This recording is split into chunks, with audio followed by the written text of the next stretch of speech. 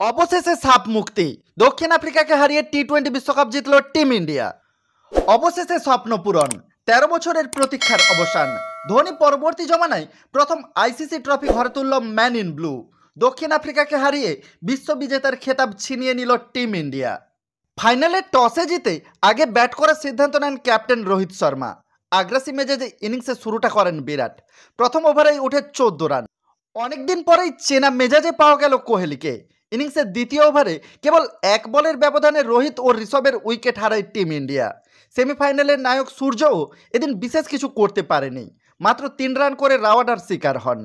Strategy পাল্টে এদিন ৪ নম্বরে পাঠানো হয় অক্ষর প্যাটেলকে।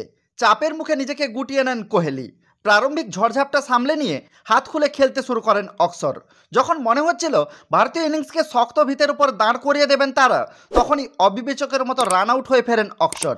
অর্ধশতরান হাতছাড়া করলেও মূল্যবান ৪৭টি রান করে যান তিনি। তার ইনিংস সাজানো ছিল একটা ৪ ও ৪টা গগনচুম্বী ছক্কা দিয়ে।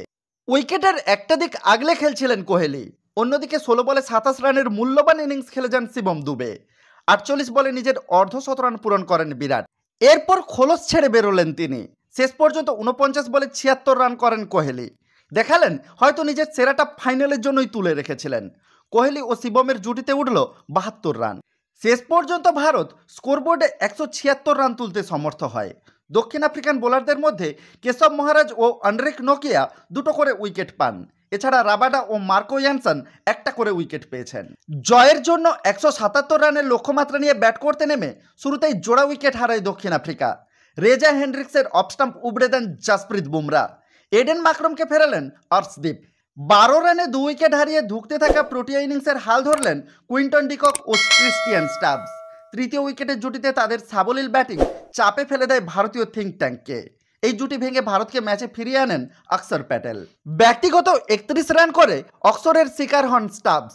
ক্লাসেনকে সাথে নিয়ে দক্ষিণ আফ্রিকার ইনিংসকে এগিয়ে নিয়ে যেতে থাকেন কুইন্টন ডিকক। দক্ষিণ আফ্রিকার রানের গতি আটকাতে পারেনি ভারতীয় বোলারেরা।